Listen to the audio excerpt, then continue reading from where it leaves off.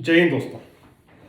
दोस्तों, आप सबने कहीं ना कहीं पढ़ा भी होगा, न्यूज़ में भी देखा होगा कि कज़ाकिस्तान में स्टेट ऑफ इमरजेंसी डिक्लेयर हो चुकी है और प्रदर्शनकारी सड़कों पर हैं। वहाँ के जो नेशनल एसेट्स हैं यहाँ तक उनके ऊपर भी हमला कर रहे हैं, वाहनों में आग लगा रहे हैं। तो सिचुएशन कुल मिलाकर आउट ऑफ कंट्रोल है और फॉरेन ट्रूप्स को बुलाना पड़ा है। फॉरेन ट्रूप्स मतलब वो CSTO, कलेक्टिव सिक्योरिटी ऑर्गेनाइजेशन जो है, जो सोवियत के जो सेंट्रल एशिया यूरेशिया के जो देश थे और रशिया के लीडरशिप में एक संगठन है नेटो की तरह। नेटो खैर बहुत व्यापक है, लेकिन इसमें भी सिक्योरिटी क्लॉ है कि एक पे आक्रमण मतलब सब पर आक्रमण माना जाएगा और प्राइमरीली इसमें रशिया ही कंट्रीब्यूट करता है, सैनिक कंट्रीब्यूशन।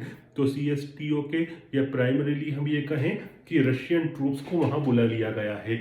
और हालांकि छोटे मोटे संख्या में दूसरे ट्रूप्स भी गए हैं, जैसे किर्गिस्तान भी सोच रहा है कुछ ट्रूप्स भेजने के। शायद 300-400 ट्रूप्स जो हैं वो तजिकिस्तान ने भेजे हैं, कुछ 100-125 या 150 ट्रूप्स आर्मेनिया ने भेजे हैं। तो ये सब है, लेकिन प्राइमरीली जो 4000 के आसपास जो ट्रूप्स गए हैं उसमें बल्क ऑफ ट्रूप्स वो रशियंस हैं।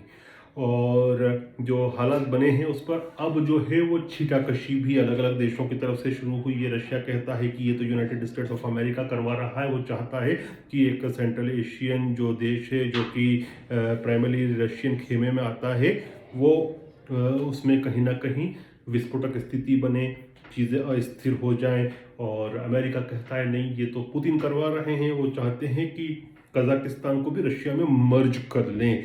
अब हकीकत क्या है ये अभी मैं नहीं कहूँगा, मैं इसके ऊपर और अध्ययन कर रहा हूँ। आसपास के देशों में कुछ जो मेरे दोस्त लोग हैं उनसे भी बात करूँगा, जो एक तो उज़्बेकिस्तान में हैं, जो कि हिंदी का जो वहाँ की यूनिवर्सिटी में HOD हैं मैडम, उनसे बात करूँगा। वो भी उस क्षेत्र को जानती हैं अच्छी तरह से। दूसरे भी उस क्षेत्र में जो दोस्त लोग हैं, कुछ हमारे फॉर्मर एम्बेसडर्स वहाँ रहे हैं सेंट्रल एशिया में, उनसे भी संपर्क करने की कोशिश करेंगे ताकि हमको एक व्यापक स्थिति मालूम पड़े।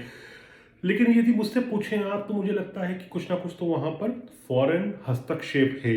और वो ये बात क्यों कह रहा हूँ मैं, क्योंकि ये जो वहाँ पर आंदोलन शुरू हुआ था वो हुआ था वहाँ पर LPG जो हम कुकिंग के लिए यूज़ करते हैं, उस देश में काफ़ी उसका एक्सट्रैक्शन होता है। ये कजाकिस्तान जो है वो बेसिकली मध्य एशिया का सबसे बड़ा देश है, हिंदुस्तान से थोड़ा छोटा है, 10-15% उसका एरिया कम है, लेकिन पॉपुलेशन केवल 2 करोड़ की है। और ये नेचुरल रिसोर्सेज में काफ़ी संपन्न देश है। इसमें मिनरल्स भी हैं, इसमें पेट्रोलियम भी काफ़ी तादाद में है, उसमें नेचुरल गैस भी है।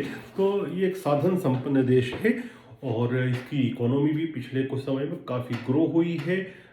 GDP के हिसाब से भी पर कैपिटा इनकम देखें इसकी, तो लगभग ये $10,000 प्रति व्यक्ति के हिसाब से पर कैपिटा इनकम आती है, जो कि एक अच्छी खासी मिडिल इनकम कंट्री के रेंज में आती है। जितनी चाइना की है उतनी ही पर कैपिटा इनकम उनकी भी है।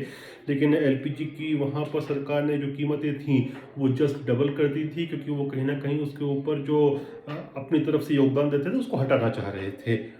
और उसको लेकर ये आंदोलन शुरू हुए, क्योंकि ये ठंड का महीना ही चल रहे हैं और ठंड में काफ़ी उपयोग होता है। प्लस वहाँ पर वाहनों में भी जो लोग उपयोग करते हैं वो पेट्रोल की जगह LPG का अधिकतर यूज़ करते हैं।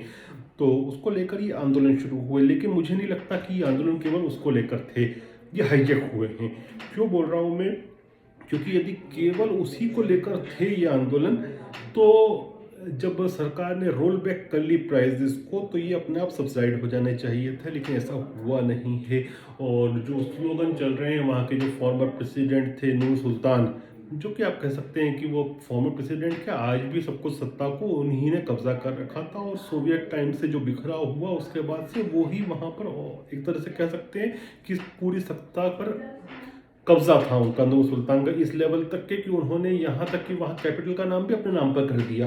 तो जो उनकी भाषा में, कज़ाक भाषा में जो अनुवाद करें जो स्लोगन चल रहा है उसका सीधा सीधा मतलब है जाबुट है, मतलब उनको हटाने के लिए।